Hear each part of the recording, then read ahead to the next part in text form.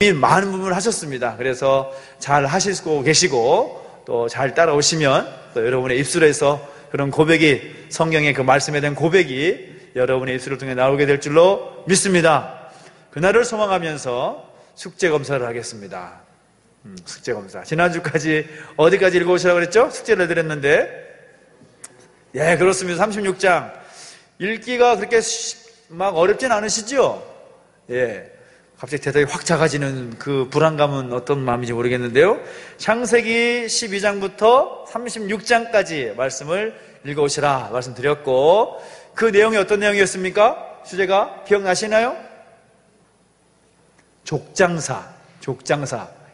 벌써부터 이제 지난주에 배웠던 내용들이 가물가물해지시면은 자꾸 복습을 하셔야 됩니다. 지난주에 배웠던 내용들이 족장사에 대한 내용을 배웠죠. 아브라함과 이삭과 야곱에 대한 그런 이야기를 함께, 족장에 대한 이야기를 함께 나눴었고, 오늘은 그 세 번째, 성경 줄기의 세 번째 시간이 되겠습니다. 그 내용은 제목이 뭡니까? 같이 한번 읽어주시겠습니까? 시작. 입, 애굽과 민족. 여기서 입이라는 말이 굉장히 중요합니다. 입. 들어갈 입이죠. 들어갈 입. 그러니까 어디에 들어갔어요?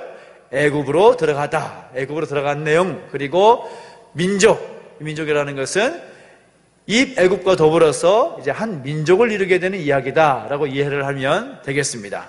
그 범위가 창세기 37장부터 50장까지의 내용인데요.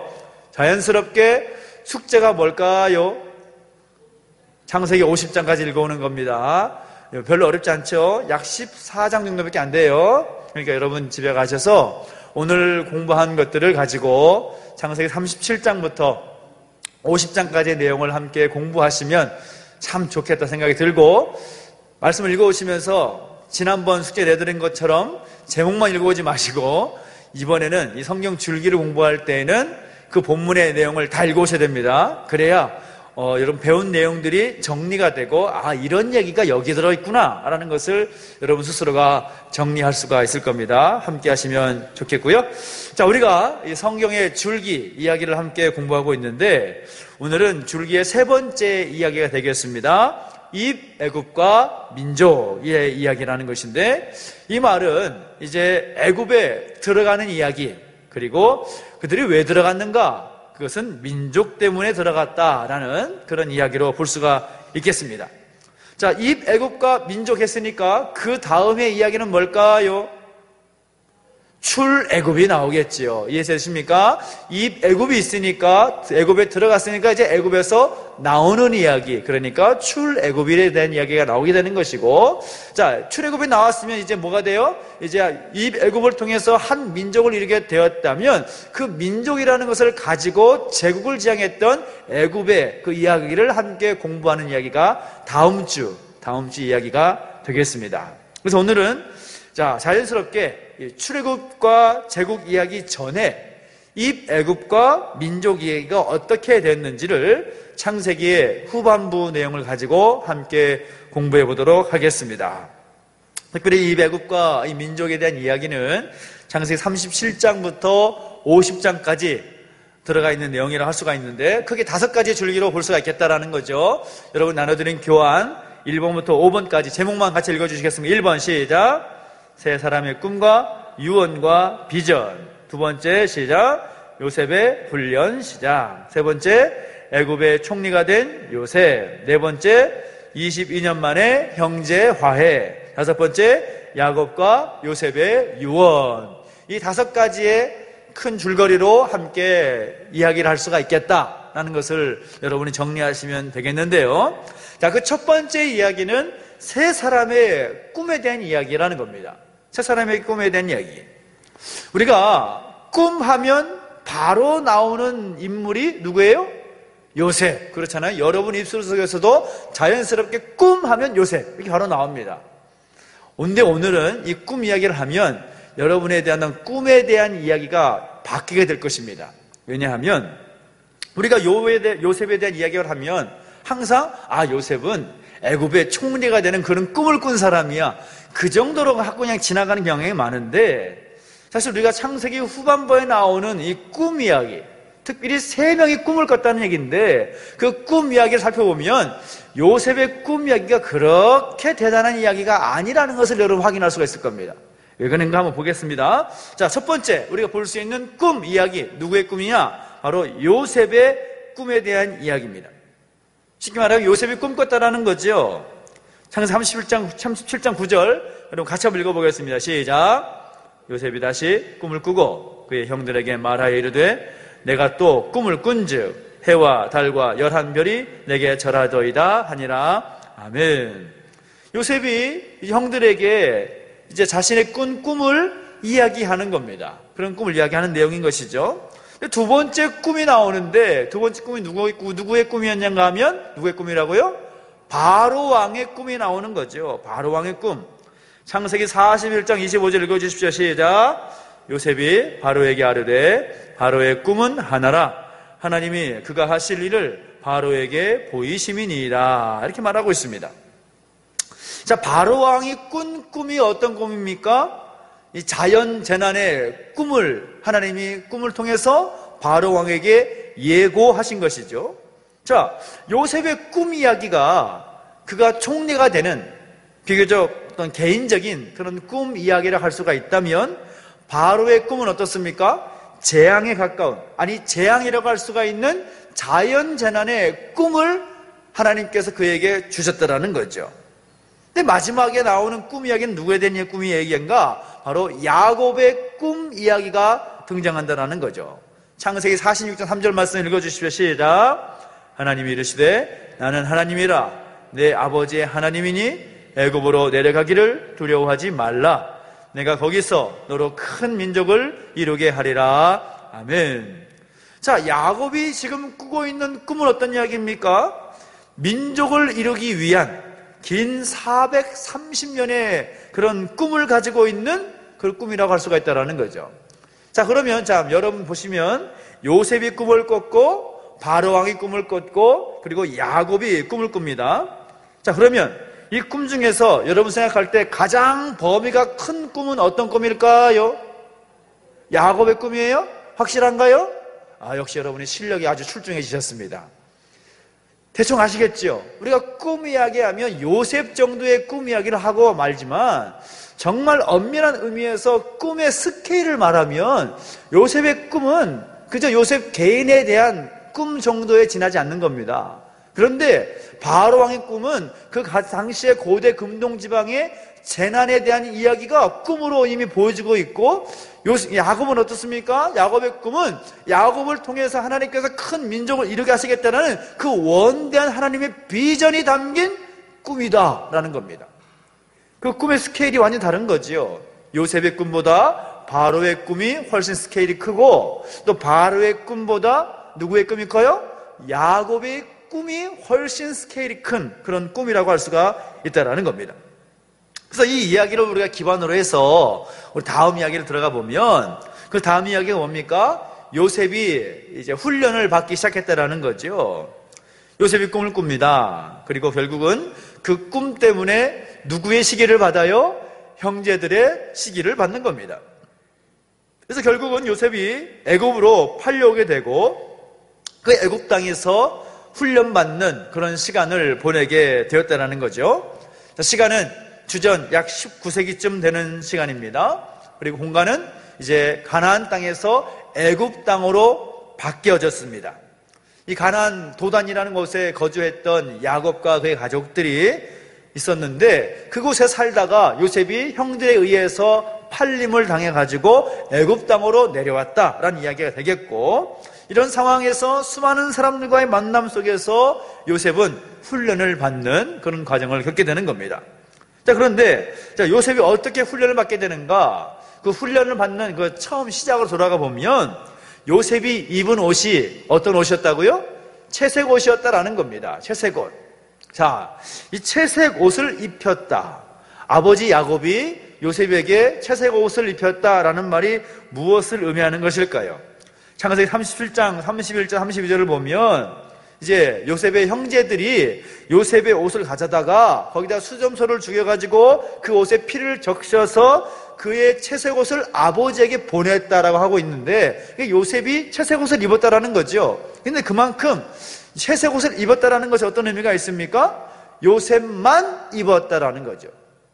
다른 옷을, 형제들이 입는 똑같은 옷을 입었는데 그 옷에다가 피를 묻히면 야곱이 그게 요셉이 옷인지 다른 사람이 옷인지 알 수가 있었을까요? 없었을까요?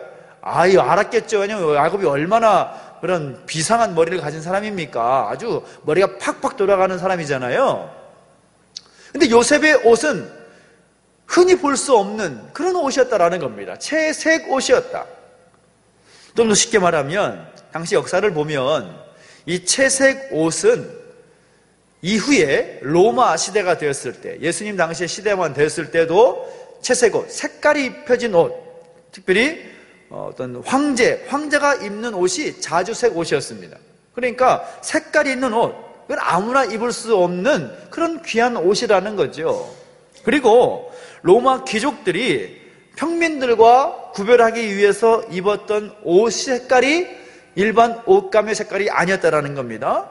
그리고 사도행전에 가보게 되면 루디아라는 여인이 나오는데, 루디아의 직업이 뭐였어요? 뭐라고요? 그래요. 기억나시죠? 뭐가 정확히 말을 모르겠지만 대충 아시잖아요. 자주색 옷감을 팔았던 여인이었다. 성경은 이렇게 말하고 있습니다. 그러니까 그 말을 되돌아 생각해보면 야곱이 요셉에게 채색 옷을 입혔다라는 것은 요셉을 어떻게 했다고요? 편애한 것입니다. 요셉을 아주 너무너무 사랑한 거, 다른 형제들에 비해서. 그러니까 형들이 요셉을 좋아했을까요? 싫어했을까요? 싫어한 거죠. 엄밀히 말하면 형제들은 요셉을 싫어한다기보다 아버지가 못마땅했을 겁니다.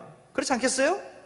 요셉이 싫기보다 더 싫은 것은 자기들과 차별하는 아버지의 마음이 훨씬 싫었을 거예요. 그런데 요셉이 채색 옷을 입었는데 형들에 의해서 애굽에 팔린 뒤로 그의 신분이 하루아침에 야곱의 가장 사랑하는 아들이라는 신분에서 뭘로 바뀌어요? 애굽에 팔려간 노예가 되고 마는 겁니다. 노예가 되고 마는 것이죠. 자, 여러분, 노예를 말할 때 우리가 여러 가지 어떤 계기를 통해서 노예의 삶이 어떤지, 노예가 어떻게 사는지 대충 우리가 알고 있지 않습니까?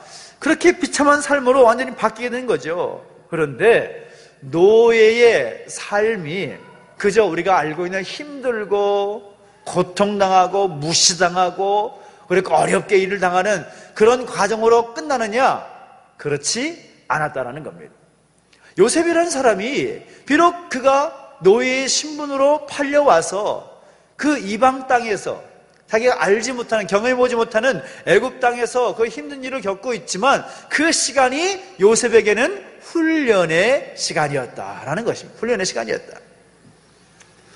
요셉이 노예로 팔려온 것은 이제 요셉이 바로의 학교에 입학을 하게 된 것이죠. 어느 학교에 입학을 합니까? 먼저는 이 보디발의 그 가정 학교에 입학을 하는 거죠. 보디발의 가정 학교에서 요셉이 뭘 배웠을까요? 다른 것도 많이 배웠겠지만 그가 배울 수 있었던 것은 실물 경제에 대해서 배울 수가 있는 것입니다.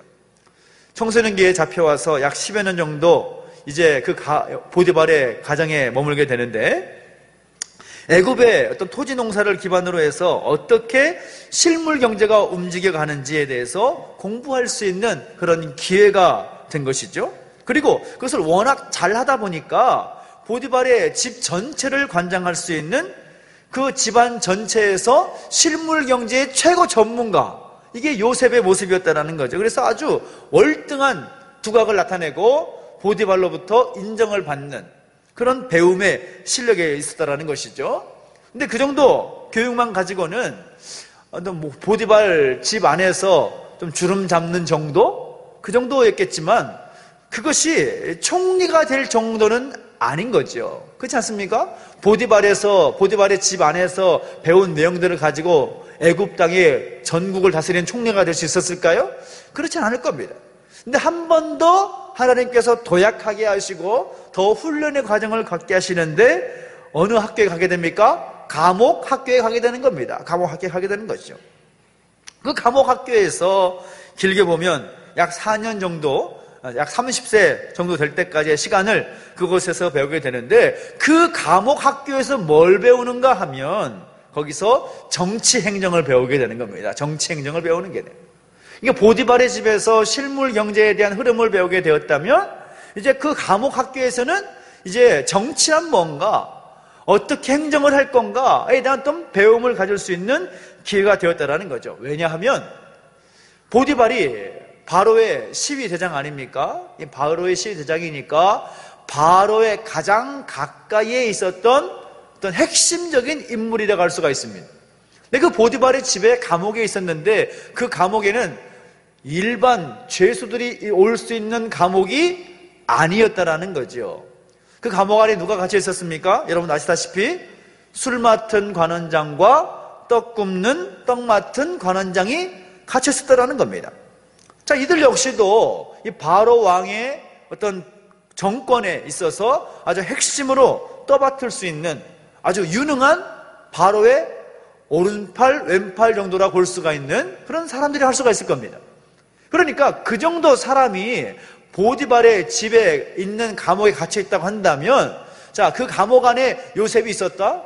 그리고 요셉이 그 감옥을 관장할 수 있는 전옥의 지시를 받고 모든 걸 다 할 수 있는 그런 어떤 위치에 있었다라고 한다면, 그 안에서 많은 걸 배울 수 있었을까요? 없었을까요? 당연히 배울 수 있는 거죠. 이 애굽이란 나라가 어떤 나라인가? 이거 애굽이란 나라가 어떻게 돌아가고 있는가? 왕이 뭘 좋아하고 왕을 어떻게 하면 기뻐하고 알았을까요? 못 알았을까요? 다 알았을 겁니다. 바로 왕의 가장 가까이 있었던 떡 맡은 관원장과 술 맡은 관원장이 그 안에 갇혀 있었으니까 그들이 어떤 사람이에요? 어쩌면 시위 대장보다, 친위 대장보다 훨씬 더 가까운, 왕과 가까운 사람들이 할 수가 있을 겁니다. 그들로부터 이야기를 듣는 것 한마디 한마디가 요셉에게는 굉장히 중요한 어떤 배움의 기회가 될 수가 있는 것이죠. 그래서 요셉이 그 노예로서의 삶과 감옥에서의 그 죄수로서의 삶을 통해서 요셉이 훈련을 받게 되고 이제 학교를 마치게 되었을 때 이제 드디어 바로 왕의 꿈과 마주하게 되는 것입니다. 그러니까 하나님께서는 그냥 아무렇지도 않게 요셉이라는 사람을 그냥 이동시켜서 가지고 애굽 땅의 총리로 세우시는 것이 아니라 하나님 굉장히 아주 체계적인 분이신 거죠. 하나님이 하나님의 사람들을 사용하실 때 그냥 불러가지고 너 해 맡기지 않습니다. 이전에 우리가 나중에 보면 모세를 사용하실 때, 우리가 금요일에 모세를 보여주게 되지만 모세를 봐도 모세라는 인간을 사용하기 위해서 하나님께서는 80년을 기다리십니다. 80년. 이해되시죠? 80년 기다리시는 거예요. 애굽 땅에서 왕자의 신분으로 애굽의 모든 학문과 모든 것들을 다 배우게 하시고, 그리고 광야에 보내셔서 낮은 자리에서 차근차근 겸손함과 또 능력을 받게 되는 그런 과정을 거쳐서 그 80년이 지났을 때야 모세를 사용하시는 겁니다.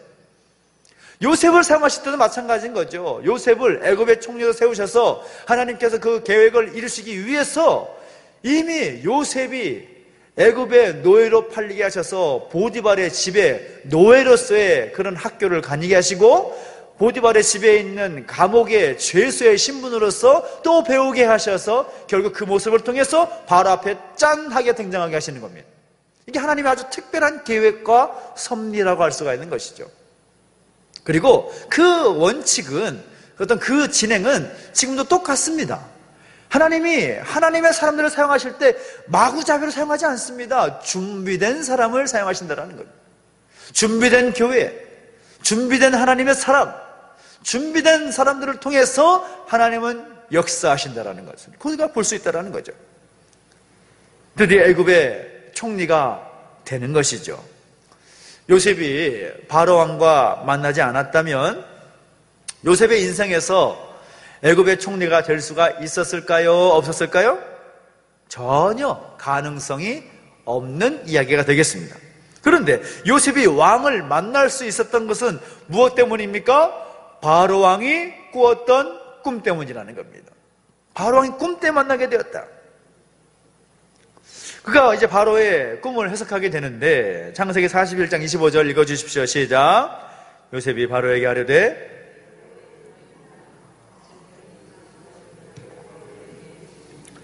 요셉이 바로에게 아뢰되 바로의 꿈은 하나라. 하나님이 그가 하실 일을 바로에게 보이심이니이다 라고 말하고 있습니다. 그러니까 바로가 꾼 꿈에 비해서 요셉이 꾸었던 꿈 정도는 어떤 한 가정 안에서 형제들과의 어떤 관계를 서먹하게 만들어버리는 정도의 꿈, 형제들이 요셉을 팔아버리고 아버지를 속여서 덮어버린 정도의 어떤 그 정도의 파장밖에 없는 그런 꿈 정도였다면, 바로의 꿈은, 바로가 꿈을 꾸었을 때 어떻게 됩니까? 온 나라가 발칵 뒤집어져 버리는 거죠. 바로가 꿈을 꾸었을 때 그 바로의 꿈을 이해를 못하는 거죠. 이게 도대체 무슨 꿈인가?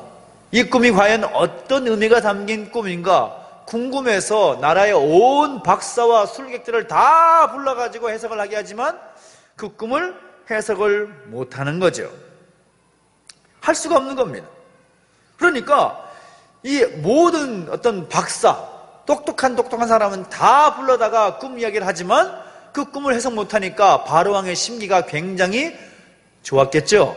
굉장히 불편한 겁니다.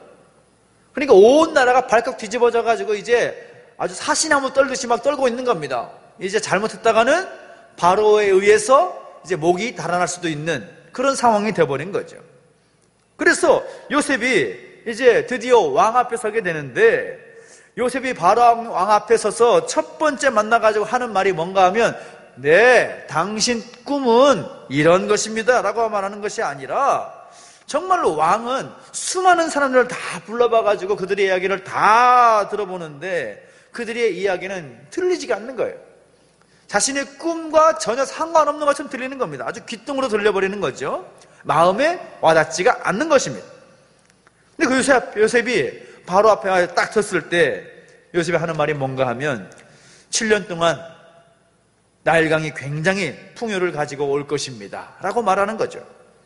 그래서 나일강이 이제 아주 적절하게 이제 물이 흘러서 농사를 짓는 과정에서 굉장한 성과를 내게 될 것이다.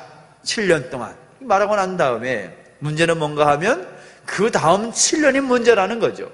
나일강이 송두리째 말라버릴 것입니다. 그런 이야기를 합니다. 그러니까 7년 동안에는 대풍년이 있을 것이고 7년 동안에는 대흉년이 있을 것입니다. 그런 이야기를 하더라는 것이죠. 당시 애굽 바로 왕을 비롯해서 애굽의 사람들이 그 어떤 요셉의 꿈의 해석을 들었을 때 그 꿈 이야기를 받아들일 수가 있었을까요? 없었을까요? 왜냐하면 당시까지도 나일강이 말라본 적이 없습니다. 말라본 적이 없습니다. 여러분, 이제 4대 문명 가운데 이집트 문명 말하잖아요. 이집트 문명 말할 때 나일강 하구에 있는 삼각지 있죠. 삼각지. 거기 얼마나 풍요로운 땅입니까? 나일강을 중심으로 해서 비옥한 땅이 이어지는데 그것이 그 문명의 터전이 되었던 그런 배경이 있는 땅입니다. 물이 말랐으면 그런 땅이 있을 수 없겠죠. 한 번도 물이 끓지 않습니다. 아프리카 대륙을 보면 약간 중부 쪽에 이제 빅토리아 호수가 있는데 그 빅토리아 호수에서 시작된 그 긴 줄기를 가지고 강이 흘러서 지중해로 흘러 들어가는 그 강이 바로 나일강입니다. 마르지 않는 강입니다. 그런데 요셉이 7년 대풍년 뒤에 이 7년 지나고 나서 그 나일강이 말라버릴 것이다. 그래서 농사가 완전히 안 되고 애굽의 풍요로움은 끝나게 되어서 결국은 애굽이 망할 수 있다라는 겁니다. 그래서 바로의 정권뿐만 아니라 애굽이라는 나라의 뿌리채 뽑힐 수 있는 그런 가능성에 대한 이야기를 하는 거죠. 근데 놀라운 것은 요셉이 그 이야기를 했을 때 정말 터무니없는 그런 이야기인데 바로는 그거야 라고 받아들여 버리는 겁니다. 대단한 이야기죠. 요셉의 꿈의 해석이 뭡니까? 바로 당신은 할 일이 있다라는 거죠. 거기에 대안을 제시까지 하는 겁니다. 그런 일이 있을 겁니다. 끝! 이것이 아니라 그런 일이 있을 것이기 때문에 이렇게 해야 됩니다라고 대안까지 제시하고 있다라는 거예요. 다른 어떤 박사와 설객들은 자기들만의 해석을 가지고 이 꿈은 이런 꿈입니다라는 정도의 이야기는 했을 것 같습니다. 바로 왕이시여 그 꿈은 아마 이런 이야기 같습니다 라고 말은 했겠지만 그 꿈에 대한 대안까지 이야기를 하지는 못했을 겁니다. 요셉은 다른 거죠. 꿈을 해석했을 뿐만 아니라 그 꿈에 대해서 어떻게 내가 처신을 해야 될 것인가, 그 꿈에 대한 대안까지 바로에게 이야기합니다. 근데 그 대안을 말하는 것이 요셉이 정말 그 아까 말씀드렸던 훈련받았던 그 학교에 입학하지 않았다면 요셉이 그것이 가능했을까? 전혀 불가능한 것이죠. 그가 아버지 야곱으로부터 그것을 공부했을 것이고, 또 하나는 보디발과 또 그 감옥 안에서, 보디발 집과 그 감옥 안에서 배웠던 그 공부가 있었기 때문에 그 공부를 바탕으로 해서 요셉이 바로의 꾼 꿈의 대안을 제시하는 겁니다. 어떻게 대안을 제시합니까? 7년 동안 풍년이 일어났을 때 5분의 1만 거두어서 저장하라는 것입니다. 5분의 1만. 풍년이니까 엄청난 풍년이 있을 것이기 때문에 풍년의 수확 가운데 5분의 1 정도 거두는 것은 그렇게 큰 문제가 아니겠죠. 5분의 1만 거둬라. 6분의 1도 아니고 10분의 1도 아니라 5분의 1만 거둬라. 그 다음은 어떻게 말합니까? 그 5분의 1씩 거둔 것을 가지고 그것을 7년 동안 거둔 것을 각 성읍에 분산해서 저장을 하라 라고 이렇게 대안을 제시합니다. 한 곳으로 모아다가 한꺼번에 모아가지고 저장하는 것이 아니라 각 성에 분산시켜서 저장을 해라. 그리고 이 두 가지를 해결하기 위해서 지금 바로 왕이 가지고 있는 모든 어떤 공직 체계, 어떤 질서들을 새로운 체계로 개편해야 된다. 그렇게 이야기합니다.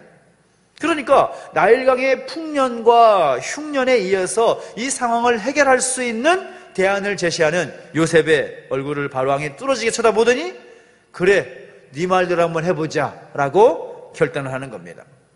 그러나서 바로가 요셉을 어떻게 하나요? 그 자리에서 요셉을 총리로 세우는 거죠. 야, 네가 총리해. 바로 파격적인 인사를 단행을 하는 겁니다. 그래서 요셉이 드디어 하나님께 주신 그에게 주신 꿈을 따라서 애굽의 모든 국가 권력을 갖게 되는 그런 이야기라고 할 수가 있는 것이죠. 요셉의 제안을 바로가 그대로 수용을 하는 겁니다. 그래서 요셉이 애굽의 권력에 있어서 아주 핵심적인 인물로 소개된다라는 겁니다. 근데 어떻게 바로 왕은 이 요셉이라는 사람을 바로 그 자리에서 또 권력의 핵심이라고 할 수 있는 그 자리에서 그 자리에 그 몸통 같은 자리에 요셉을 세울 수가 있었을까? 여러분, 아무리 꿈 해석을 아주 기가 막히게 했다고 해도 여러분, 감옥에서 이제 갓 나온 사람을 바로 총리로 세울 수가 있겠습니까? 없겠습니까? 저 같으면 안 돼요.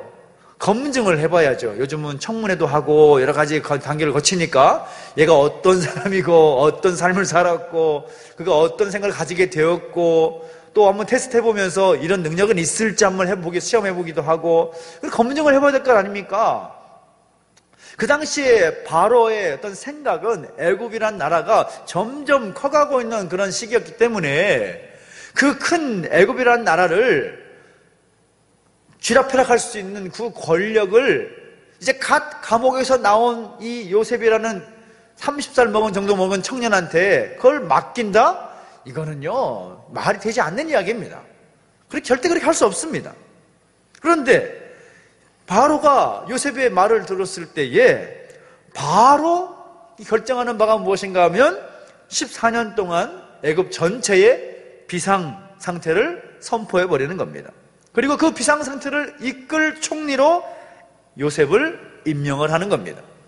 그리고 두 번째는 어떻게 합니까? 요셉에게 금사슬을 목에 걸어주고 바로 왕이 끼고 있었던 인장 반지를 빼가지고 요셉에게 끼워주고 요셉에게 세마포 옷을 입혔다라는 겁니다. 거기다가 이제 왕만 탈 수 있었던 버금 수레, 이 왕만 타는 아주 멋진 수레가 있지 않겠습니까? 그 수레를 요셉을 태워가지고 애굽의 전역을 퍼레이드하도록 시켜버리는 겁니다. 그러니까 이제 그것을 봤을 때 백성들이 뭐라고 느꼈겠어요? 야, 요셉이라는 사람이 하루아침에 총리가 되더니 저렇게 왕이 총애하는 그런 사람이 되었구나라는 것을 이제 알게 되면서 모든 백성들이 이제 애굽의 권력의 핵심에는 누가 있다? 요셉이라는 사람이 있구나라는 것을 알게 되는 것입니다. 그리고 나서 네 번째 한 일이 뭔가 하면 요셉의 이름을 바꿔버립니다. 요셉의 이름을 어떻게 바꾸나요? 사브낫 바네아라는 아주 애굽식 이름으로 바꿔버리는 거죠. 다섯 번째 나가서 또 어떻게 합니까? 이제 요셉을 그냥 이름만 바꿔주는 것이 아니라 어떻게 합니까? 애굽의 제사장이었던 보디베라의 딸과 혼인하게 하면서 가정을 이루게 합니다. 갑자기 막 다섯 가지 일이 갑자기 이루어지게 되는 거예요. 총리가 되더니 이제 요셉이 총리가 되면서 바로왕이 이렇게 다섯 가지 일을 한 거예요. 14년 동안 비상상태를 선포하고 그 비상상태를 이끌 사람으로 요셉을 임명했다는 거고, 첫 번째. 그 두 번째는 요셉에게 금목걸이 그리고 인장반지 세마포 옷을 입혔다라는 것이고, 세 번째는 요셉이 왕이 타는 버금수에 태워가지고 퍼레이드를 시켰다라는 것이고, 네 번째는 요셉의 이름을 사브낫 바네아로 바꿨다는 얘기고, 그리고 요셉을 이름을 바꿔준 것이 아니라 어떻게 했다고요? 보디바라의 딸 아스낫과 결혼하게 했다라는 겁니다. 왜 그랬을까요? 여기서 여러분에게 질문입니다. 왜 그랬을까요? 바로가 요셉에게 왜 이런 큰 호의를 베풀었을까요? 그냥 임명만 하면 뭐 알아서 다 길 텐데, 그렇지 않아요? 왕이 임명했는데 뭐 더 이상 뭐가 필요해? 그냥 바로 그냥 권력을 발휘하면 되는 거지. 근데 왜 바로가 이렇게까지 신경 쓰면서 요셉을 이렇게 세워줬을까요? 왜 그렇겠습니까? 다른 것이 아니라 모든 백성들이, 그리고 바로의 밑에 있던 모든 신하들까지도 그 요셉을 인정하게끔 하기 위함인 거죠. 자, 요셉의 신분이 뭐였어요? 종이었습니다. 노예였습니다. 감을 갇힌 죄수의 신분이었습니다. 하루아침에 총리가 되었다 한들 바로 외에 다른 사람들이 요셉을 인정할까요? 안 할까요? 전혀 할 수가 없는 겁니다. 그래서 하나님께서 요셉이 총리로서 역할을 감당하게 하기 위해서 또다시 준비하시고 마련하신 장치가 뭔가 하면 모든 사람이 인정할 만한 위치에 세우시는 겁니다. 이름도 바꾸고 그리고 가정까지 이루게 하셔서 이제 어느 누구도 요셉의 어떤 가진 권력에 대해서 의심하지 않도록 권력의 몸통을 만들어버리는 겁니다. 이게 하나님의 섭리입니다. 하나님께서 이 바로라는 사람을 움직이셔서 그렇게 만들어버리시는 거죠. 그래서 이 바로 왕의 꿈을 기반으로 해서 요셉이 총리가 되었다라는 것입니다. 밑에 보시면 요셉의 토지법이라는 내용이 나오는데, 요셉이 토지법이라는 게 뭔가 하면, 자, 이것이죠. 47장 26절을 보면 이렇게 말합니다. 요셉이 애굽 토지법을 세우매 그 5분의 1이 바로에게 상납되나 제사장의 토지는 바로의 소유가 되지 아니하여 오늘날까지 이르니라 라는 말을 합니다. 그러니까 한 7년 정도는 이 비상 조직을 통해 가지고 그 풍년의 때에 관리를 아주 잘한 거죠. 근데 그 7년이 지나고 8년째가 딱 되니까 흉년이 들기 시작하는데, 동시에 요셉은 그가 진행하는 애굽의 행정의 핵심이라고 할 수 있는 그 흉년까지도 관리하기 시작하는 겁니다. 그리고 그가 가진 권력, 그에게 주어진 권력을 가지고 여러 가지 일을 진행하는데 가장 중요한 것이 애굽의 이 토지법이라는 것입니다. 5분의 1을 바로에게 상납하게 했다. 5분의 1을 상납하게 했다. 그러니까 5분의 1은 20%는 누구의 것이라고요? 바로의 것입니다. 나머지 80%는 마음대로 하라는 것이죠. 그런데 이것이 굉장한 어떤 수학, 어떤 애굽 왕실의 어떤 핵심적인 재정 충당의 어떤 근거가 되는, 그런 파워가 생기게 되는 근거가 되게 되는 것이죠. 거기다가 제사장의 토지는 건들지 않게 함으로 말미암아 나중에 제사장 나라의 어떤 기준이 될 수 있는 그런 내용들까지도 미리 준비하고 볼 수 있는 그런 것까지 보게 되고 어떤 일정한 기준을 갖추는 이야기를 볼 수가 있겠다라는 겁니다. 그래서 요셉이 7년 동안 애굽 땅에 있었던 큰 풍년을 잘 관리하고 드디어 흉년의 첫 번째 해로 접어들 때에 요셉은 애굽의 애굽의 바로 왕과 애굽의 모든 백성들로부터 상상을 초월할 만한 신임을 얻게 된 것이죠.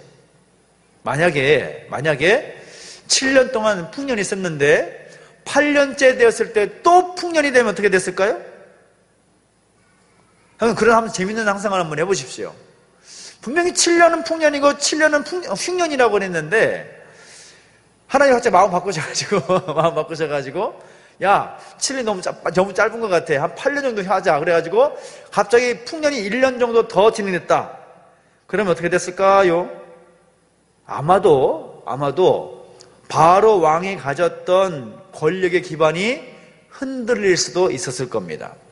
왜냐하면 풍년이 있을 때 어떻게 하라고 그랬어요? 하나님께서 이제 요셉을 통해서 주신 대안이 뭐였습니까? 풍년일 때, 그렇죠? 5분의 1을 거두게 하는 것이죠. 5분의 1 거두겠습니다. 뭘로 거두겠을까요? 그냥 뺏어왔을까요? 아니죠. 왕실의 재정을 가지고 싼 값에 사왔겠죠. 풍년이니까. 그죠? 너무 많으니까 싼 값을 사와도 다 주는 거예요. 그냥 뭐 정도는 충분합니다. 다 주는 거예요. 다 쟁여놓는 겁니다.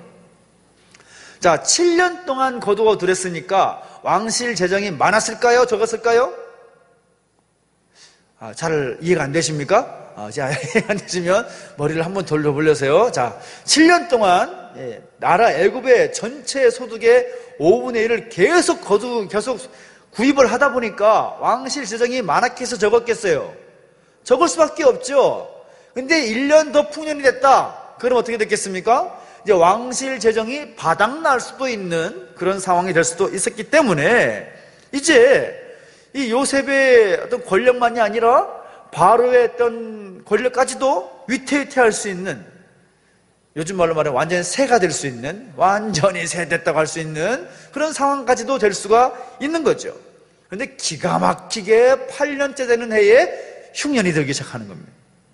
그 흉년이 들자마자 모든 애굽의 백성들이 딱 피부로 와닿는 느낌이 이거 보통 상황 아니다 라는 것을 느끼게 된 것이죠. 그리고 흉년 2년쯤 되었을 때에 애굽의 모든 백성들이 이 흉년이 앞으로 5년은 더 지속되겠구나 라는 부분에 대해서 이해를 하게 되고, 그 흉년이라는 문제를 해결하기 위해서 당시에 권력을 잡은 요셉에게 자신이 가진 토지를 팔고, 그리고 시간이 지나면서 더 이상 팔 게 없으니까 가족들까지 노예로 요셉에게 파는, 그러니까 그런 상황까지 처하게 되는 일이 벌어지게 되는 겁니다. 그러니까 흉년 2년 만에 요셉은 지난 7년 동안 바로의 왕의 그 재물을 가지고 애굽의 모든 곡식을 다 사들여서 각 성에 비축해 놓았는데, 그 모아놨던 곡물들을 흉년 2년 차 정도 되었을 때에 백성들에게 되팔기 시작함으로써 왕의 재정이 어떻게 됐을까요? 훨씬 풍성하게.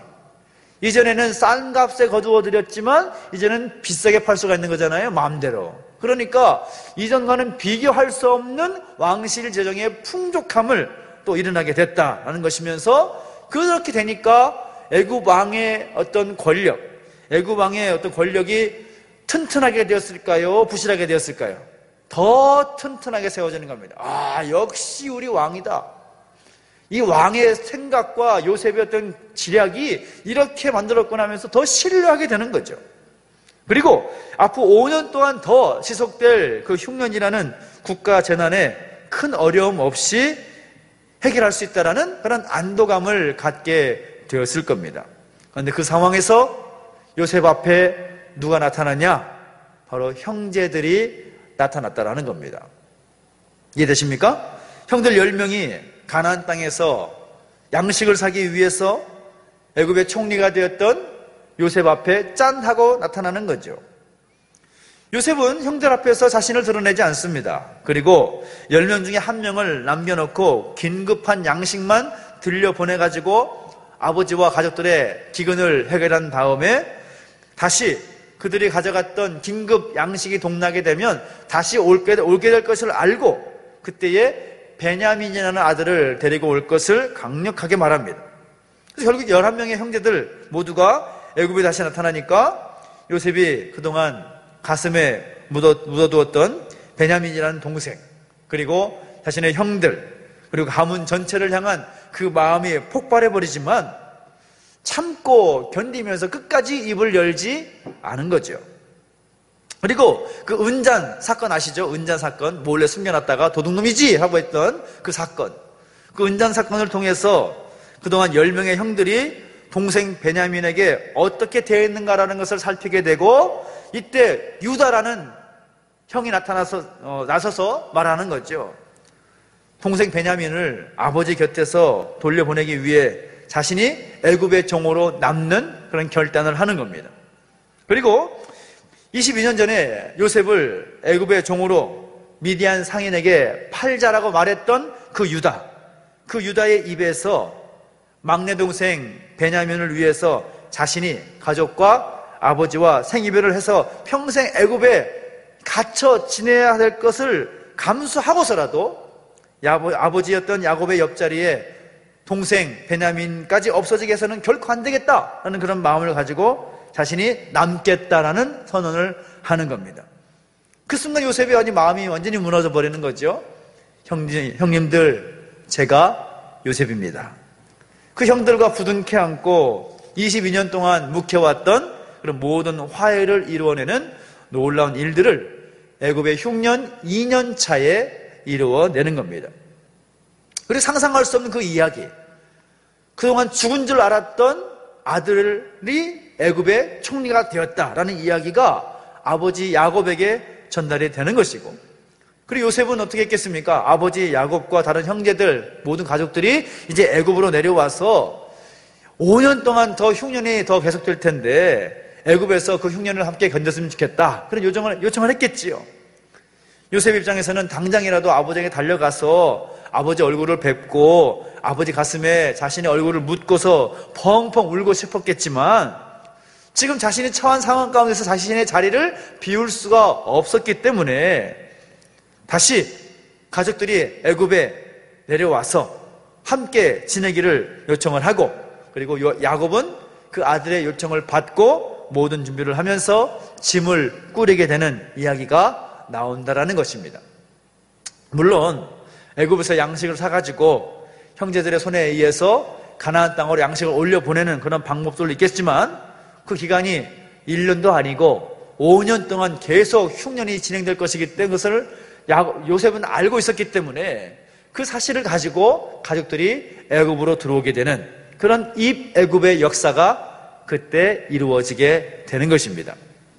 그리고 야곱이 드디어 아들의 요청으로 말미암아 아들이 있는, 사랑하는 아들 요셉이 있는 애굽 땅으로 내려오게 되는 거죠. 근데 짐을 꾸려가지고 애굽으로 내려오다가 어느 한 지점에 머물러서 잠을 자는데 그 밤에 야곱이 꿈을 꾸는 겁니다. 여기서 야곱의 꿈 이야기가 나오는 겁니다. 그동안 야곱의 꿈 이야기를 3명의 꿈 이야기 했습니다. 첫 번째 요셉의 꿈, 두 번째 바로의 꿈, 세 번째 야곱의 꿈. 야곱이 지금 꿈을 꾸는 거예요. 요셉의 요청을 따라서 애굽 땅으로 내려오던 중에 어느 한 곳에 머물러서 자다가 꿈을 꾸는데, 그 꿈이 요셉이 꾸었던 꿈과 바로가 꾸었던 꿈과는 비교할 수 없는 엄청난 위대한 꿈을 그가 꾸었다라는 겁니다. 야곱의 꿈을 보십시오. 창세기 46장 3절 4절 읽어봅시다. 시작. 하나님 이르시되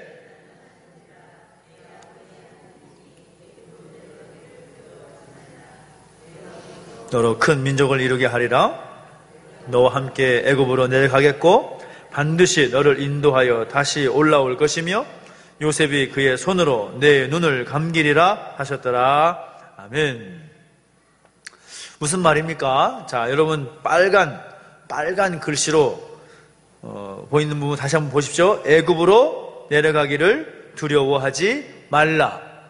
그 말은 야곱이 애굽으로 내려가는 것을 두려워했다는 말이에요? 두려워하지 않았다는 말입니까? 두려워했다라는 겁니다. 왜 두려워하고 있을까요? 야곱이 두려워하는 이유가 뭘까요? 자신이 비록 이 흉년의 때를 피해서 애굽으로 지금 내려가긴 하지만 그동안 자신이 머물렀던 가나안 땅, 이 땅은 어떤 땅입니까? 자기 아버지의 땅이고 할아버지 때부터 이어져온 약속의 땅, 아브라함에게 뭐라고 말씀하셨죠? 내가 내게 지시할 땅으로 가라. 내가 너를 큰 민족을 이루게 하겠다. 그 근거가 되는 약속의 땅인데 그 땅을 떠난다라는 것이 쉬운 일이 아닌 거라는 거죠. 그리고 그의 아버지인 이삭이 이미 그 땅에서 어떤 일을 겪었는지 그가 다 보았기 때문에 이미 흉년을 피해가지고 애굽으로 피해서 가려고 하는 도중에 하나님께서 이삭이 뭐라고 말합니까? 야, 그 땅 머물러가지고 다시 농사를 지어. 흉년인데 그렇게 하나님 말씀하실 때 아버지 이삭이, 야곱의 아버지였던 이삭이 그 흉년인데 불구하고 이삭을 뿌리고 그리고 씨를 뿌리며 농사를 지었을 때 몇 배의 결실을 맺었다고요? 100배의 결실을 거뒀다 그랬습니다. 100배의 결실. 그런 기적의 땅 아닙니까?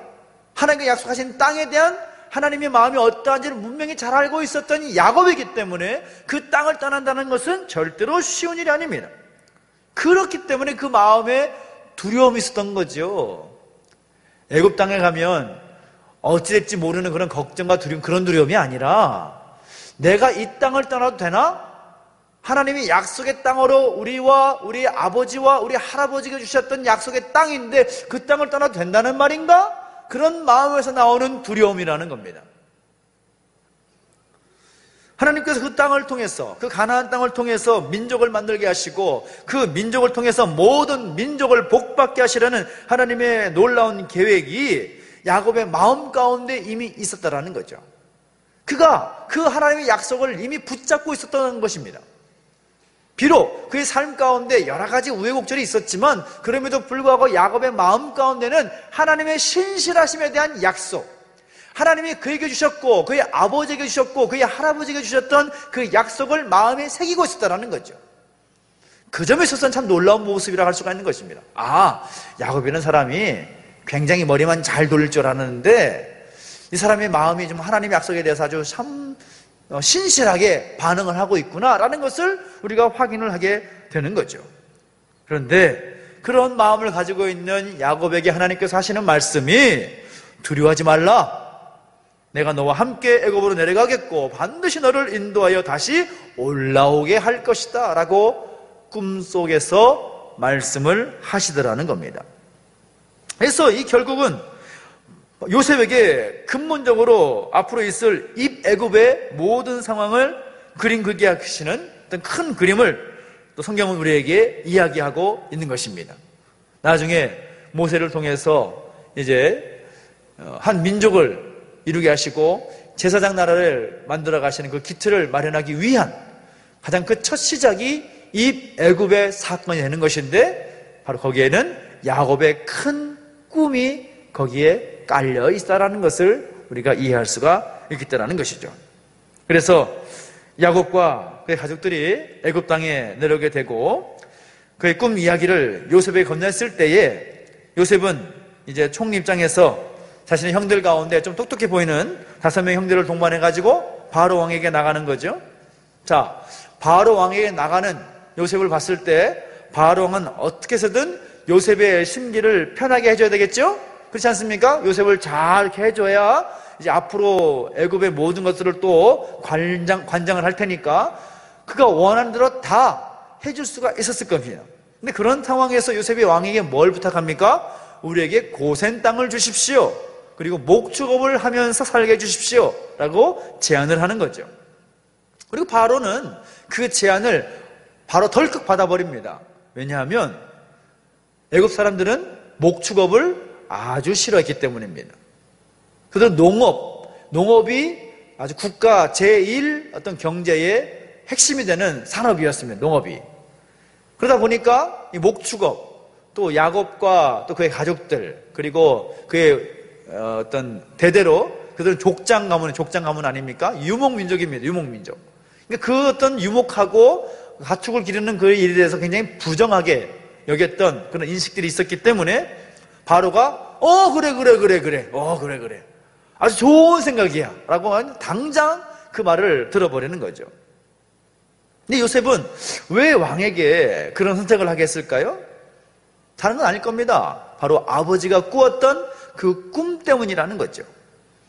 아버지가 잠시 동안, 이 5년 동안 애굽에 와서 이 위기를 모면하고 또 횡년이 끝나면 다시 올라갈 것이 아니라 애굽에서 오래 머물러야 된다는 것, 어쩌면 자기 아버지 야곱과 할아버지 이삭과 증조할아버지 아브라함이 가나안 땅에 머물렀던 그 시간보다도 더 긴 시간을 머물러야 될지도 모르겠다라는 어떤 가능성을 본 거지요.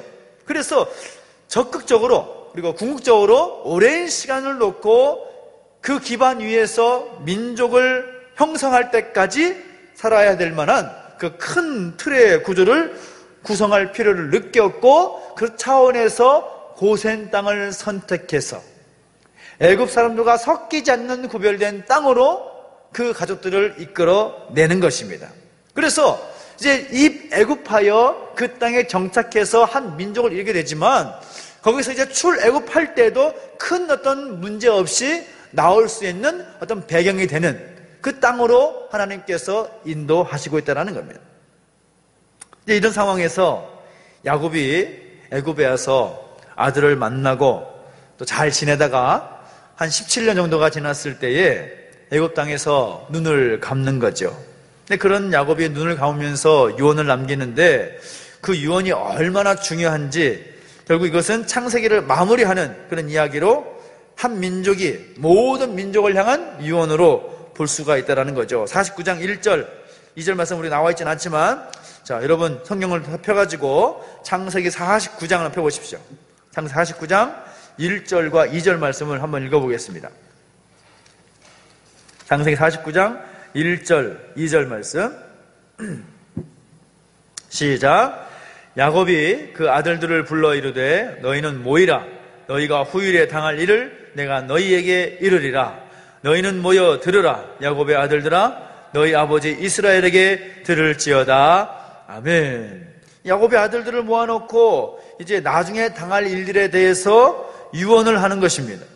그리고 그 유언을 마지막으로 야곱은 눈을 감게 되고, 아버지 야곱의 죽자 요셉이 아버지의 죽음을 그냥 한 사람의 죽음으로 끝내는 것이 아니라 야곱의 죽음을 한 집안의 어떤 장례식으로 끝나는 것이 아니라 국장으로 바꿔버리는, 국장으로. 국장이 뭔지 아시죠? 직장에서 어떤 직위를 말하는 것이 아니라 나라의 장례식으로 바꿔버리는 겁니다. 그 국장으로 키워가지고 출애굽의 예행 연습을 하게 한다는 겁니다. 이 창세기에 나오는 기록된 이야기라는 겁니다. 무슨 말인가 하면, 아버지의 장례, 야곱이 죽었을 때에 그 야곱의 장례식을 얼마나 했냐 하면 자그마치 70일을 했습니다. 70일. 여러분, 우리가 3일장, 5일장 이야기 하잖아요. 5일장, 7일장, 이거 말도 아니에요, 이거는.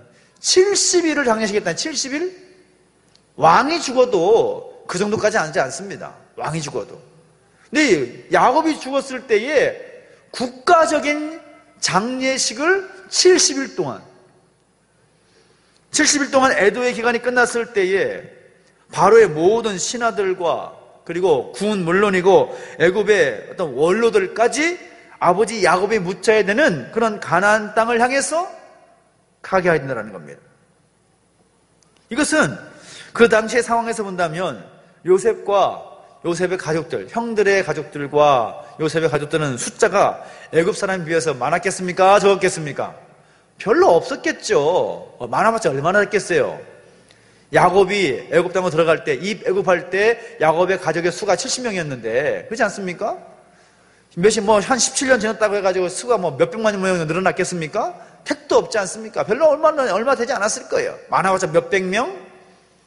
그런데 아버지 야곱이 죽고 나니까 애굽의 많은 사람들이 그 야곱의 죽음을 애도하고, 그리고 그가 묻혀야 되는 가나안 땅의 헤브론까지 함께 그 대열에 동참하는 그런 일이 있었다는 겁니다. 결국 그 장례식을 마치게 할 때에 그것이 어떤 역할을 하게 되느냐, 그 아버지의 죽음을 사건을 통해서 가나안 땅으로의 출애굽을 예행 연습하는 그런 결과로 있게 되었다는 겁니다. 그리고 아버지의 장례식을 잘 마무리한 요셉이 그의 나이가 110세 정도가 되었을 때, 110세가 접어들었을 때에 드디어 요셉도 그의 생을 마감하게 되는데, 그도 역시 유언을 남기는 거죠. 그것이 50장 24절 25절 말씀입니다. 읽어봅니다. 시작. 요셉이 그의 형제들에게 이르되 나는 죽을 것이나 하나님이 당신들을 돌보시고 당신들을 이 땅에서 인도하여내사 아브라함과 이삭과 야곱에게 맹세하신 땅에 이르게 하시리라 하고, 요셉이 또 이스라엘 자손에게 맹세시켜 이르기를 하나님이 반드시 당신들을 돌보시리니 당신들은 여기서 내 해골을 메고 올라가겠다 하라 하였더라. 아멘. 그 유언의 핵심은 뭡니까? 하나님께서 아주 강력하게 그 땅에 대해서 말씀하시는 것. 그 땅. 나는 죽을 것이나 하나님이 당신을 돌보시고 당신들을 이 땅에서 인도하여내사 아브라함과 이삭과 야곱에 맹세하신 땅에 이르게 하시리. 앞에서 말하는 이 땅은 애굽 땅이고, 맹세하신 땅은 어떤 땅이겠어요? 가나안 땅을 말하는 거겠죠. 하나님께서 약속하신 땅, 그 땅에 대해서 이야기를 하는 겁니다. 그래서 비록 애굽에서 민족을 형성을 하고 한 민족이 만들어지긴 하겠지만, 이후에 하나님이 그렇게까지 말씀하셨던 그 땅, 약속의 땅에서 새롭게 시작할 것이다 라는 유언을 남겼다라는 이야기인 것입니다. 이후에 상당한 시간이 흘러야겠지요. 실제로 우리가 성경을 보면서 보게 되면 약 400년 정도가 지날 때까지 출애굽하지 못하다가 400년 동안 지났을 때에 한 민족으로 형성이 되는 그런 기록을 우리가 보게 됩니다. 그래서 수백 년 후에 약 400년 정도가 지났을 때 그렇게 일이 발생할 때에 당신들의 후손들에게 이 이야기를 건네주고 또 건네주어서 실제 출애굽이 진행될 때 내가 죽으면 지금 이 땅에 묻히게 될 텐데 그때 내 해골을 메고 올라갈 것을 맹세하라, 그런 말을 하는 것입니다. 반드시 향후에 우리가 유언의 유언으로 이어질 그 유언의 내용에 자신의 해골을 메어서 가나안 땅에 묻겠다라는 맹세를 가르치는 이야기가 창세기의 마지막 이야기가 되겠습니다.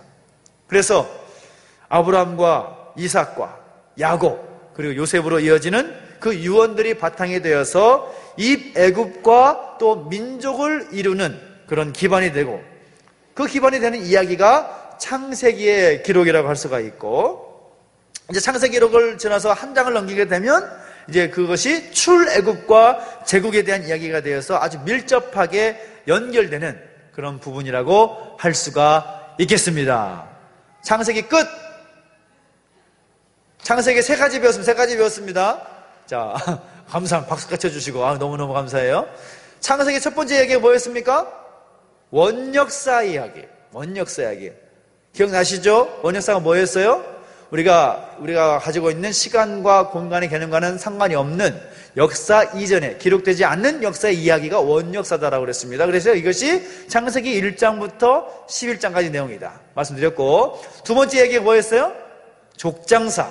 아브라함부터 시작해서 아브라함과 이삭과 야곱까지 이어지는 족장사 이야기가 창세기 12장부터 36장까지 내용이라고 할 수가 있겠고, 오늘은 뭐 배웠습니까? 입애굽과 민족. 그래서 이 요셉의 때에 야곱과 그의 가족들이 출애굽이 아니라 입애굽하게 되고 그 땅에서 400년 정도를 머물면서 한 민족으로 성장하게 되는 그런 스토리를 우리가 함께 배웠습니다. 창세기 잘 배우셨나요? 여러분 자녀들에게 이런 이야기를 또 해주시면 참 좋겠습니다. 다음 시간에는 출애굽과 제국 이야기를 가지고 함께 공부